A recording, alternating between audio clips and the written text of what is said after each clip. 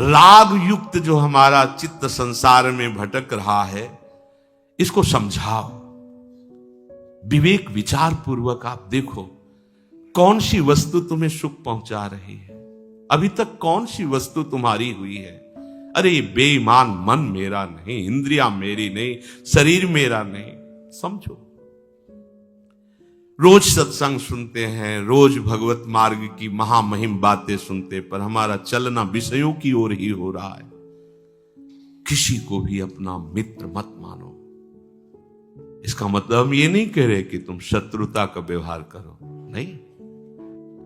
मैत्रा करुण एवं भगवान आदेश करते हैं, पर हमारा जो मित्रता कहने का मतलब है ममता रहित, निर्ममो निरहंकारा। करुणा करो, अहंकार ना होने पावे, और मित्रता करो पर ममता ना होने पावे। ये चतुरता, ये भगवान का आदेश है। मैत्रा करुण एवं पर निर्ममो निरहंकारा। ये तभी हो सकता है जब प्रभु को अपना मित्र मान लोगे। कोई अपना नहीं, मान लो। आप मान लो, मान नहीं पा रहे हो। जो प्रभु की मित्रता है मजीठ रंग है, एक बार पड़ गया तो किसी की भी ताकत नहीं कि वो रंग हटा सके। और संसार का रंग दिन दुती को ऐसे दिखाई दिया कि बड़ा प्यार हो, भी वो बोले डिवोर्स हो गया। हाँ, वो बड़ा प्यारे दोनों मित्र थे, बोले अब क्या, अब तो कट्टर दुश्मन है दोनों। ये है संसार का प्यार। क्या था, बहुत प्यार दिखा रहे थे, लकवा मार गया शरीर में, कोई नजदीक नहीं जाता। ये कौन बंद है कमरे, बोले पिता है, उनके शरीर में गलित कुष्ठ हो गया इसलिए कमरे में बंद रहते हैं, वो बड़ी दुर्गंध आती, कोई नजदीक नहीं जाता। ये सब दृश्य देखे हुए सावधान। आर पार कोई प्यार का निर्वाह करने वाला है तो एकमात्र प्रभु है। एकमात्र प्रभु। सच्ची मानो, सारा खेल चश्मे का है। आपका चश्मा बिगड़ा हुआ है, आपकी दृष्टि बिगड़ी हुई है। जैसे हरा चश्मा लगा ले ना तो पूरी सृष्टि हरी नजर आएगी, तो पूरी सृष्टि हरी थोड़ी हो गई है। आपका चश्मा है, हमारा चश्मा नानात्व का लगा हुआ है। स्त्री पुरुष, अच्छा बुरा। सच्ची मानिए, प्रभु के सिवा कोई नहीं है, कोई नहीं है। जैसा जैसा तुम्हारा दर्शन का भाव बनता है वैसा वैसा वो रूप रख के तुम्हारे सामने है। ये बड़ा दुष्ट है संसार, दुष्ट है। ये ब्रह्म रूप है। अरे तो साक्षात प्रिया प्रीतम। कुछ दिनों के बाद ये दृश्य खत्म हो जाता है जो आप देख रहे हो। गौर से देखो तो उन्हीं की मुस्कान, उन्हीं की चितवन आह मचता है। अरे प्रभु ही प्रभु है, सब में प्रभु है। ये कोई कथा नहीं है, अनुभव में आ जाएगा आपको। अरे मैं कितनी भूल कर रहा था, मेरा प्रभु ही प्रभु सब जड़ चैतन्य रूप में समाया हो, अनुभव में आने लगेगा।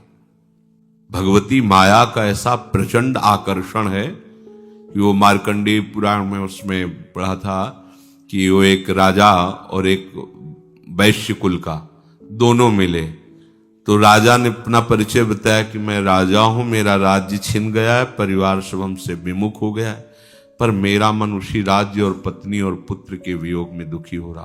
तो उस वैश्य ने भी कहा कि हमारे लड़के ने हमें पीट कर भगा दिया है, पत्नी ने भी हमारा त्याग कर दिया है, पर मेरा मन उन्हीं पुत्र और पत्नी के लिए तड़प रहा है। ये क्या है?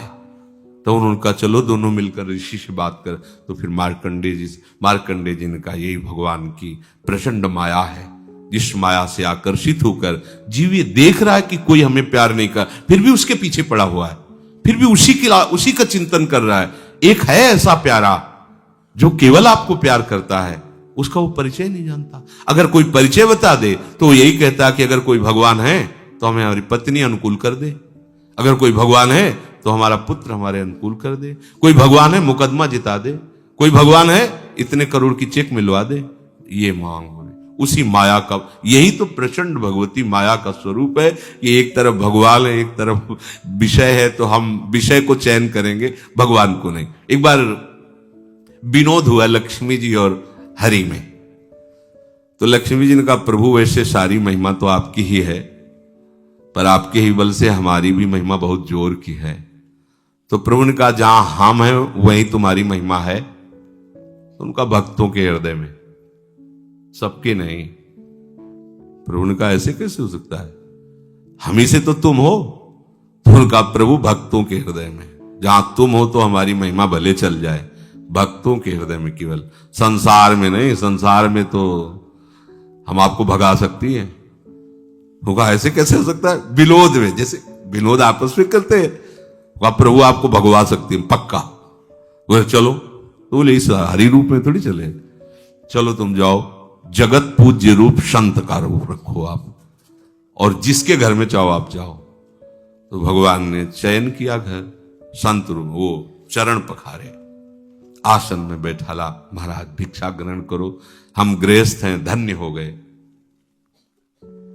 भिक्षा पा रहे थे, बूढ़ा स्वरूप लेकर के लक्ष्मी जी गई, एक बुढ़िया का रूप रख के झोली टांगे, बच्चा हमको भी पवा दोगे? तो हाँ, संत भगवान पधारे, वो पा रहे हैं, आप भी माता जी पा लीजिए। श्रद्धालु था। तो भोजन बोले हम किसी और के पात्र में नहीं पाती, हम तो अपने पात्र में पाते। चमचमाते हुए स्वर्ण के थाल, स्वर्ण की 4-5 कटोरी स्वर्ण की, बड़ी थाल, गिलास, लोटा। वो भगत देखे के चौंक गया कि बुढ़िया तो मलिन वस्त्र पहरे, करोड़ों के तो ये बर्तन ही लिए। हो सकता है मतलब भाई ऐसा कुछ इनके पास हो कि इसी पात्रों में पाते हो। परुष आया, थोड़ा पाया और कहा कि अच्छा बच्चा, हम तो चलती हैं। बोले रुक जाओ, बर्तन धो दें आप ले। बोले हम एक बार जहां पाती हैं दोबारा उस पात्रों में नहीं पाती। बोले माता जी आपको अब हम कैसे जाने देंगे? तो बोले जहां साधु महात्मा रहते हैं वहां हम थोड़ा कम रहती हैं। तो उनका स्वामी जी आपकी भिक्षा हो गई, आप चलो। भगवान लक्ष्मी जी की तरफ है रही, लक्ष्मी जी मुस्कुरा रही। अरे उन्होंने कहा भाई आज रात तो रुक। बोले स्वामी जी देखो बस अब इतने से समझ जाओ आप कि हम, आप चलो। उन्होंने सोचा अभी तो इस समय पाए और एक बार शाम के पाएगी, अगर सुबह पाएगी, 3 बार के बर्तन हो गए ना कुल परंपरा तक। हाँ स्वामी जी चलना पड़ा स्वामी जी को। स्वामी जी गए तो कहा आज हमारा रुकने का मन नहीं है, आप फिर कभी देखेंगे। और झोली उठाई, प्रभु का देखा, भगवा दिया ना आपको। तो माया बड़ी प्रचंड है भगवान की। हाँ अगर भक्त हृदय है तो इसका प्रभाव नहीं पड़ेगा, नहीं तो देखो ना सब कोई हमें ठुकरा रहा, फिर हम उसी की तरफ जा रहे हैं। हमें दुख मिल रहा, फिर भी हम उसी की तरफ जा रहे हैं, प्रभु की तरफ हम नहीं। ये ऐसा प्यार करने वाला, बताओ आगे शब्द नहीं है। हम आपसे सच्ची कहते हैं कि यदि उनकी तरफ का प्यार हमें अनुभव में ना आता तो हम आप लोगों को छल भरे वचन नहीं कहते। हम यही कहते माना मेरी गलती, लेकिन मेरा पूरा जीवन हो गया बच्चापन से भगवान की शरण में, पर मुझे कुछ उनकी तरफ से समझ, पर हमारी तरफ से आज भी कमी ही है। पर उनके प्यार में, उनके ऐसा नहीं अनुभव होता कि हम मान रहे हैं कि भगवान हमें प्यार कर रहे हैं, दुलार कर रहे हैं क्योंकि व्यवस्था है, ऐसा नहीं है। उनका प्यार, उनका दुलार वो केवल जाने मोरी छाती, केवल हृदय जानता। वाणी की तो सामर्थ्य नहीं कि उनके, वो हम ही को नहीं करते, वो आप सबको कर रहे हैं। देखो ना भला वृंदावन धाम के रहने लायक अपने लोग हैं, भला हम राधा बोलने के लायक हैं।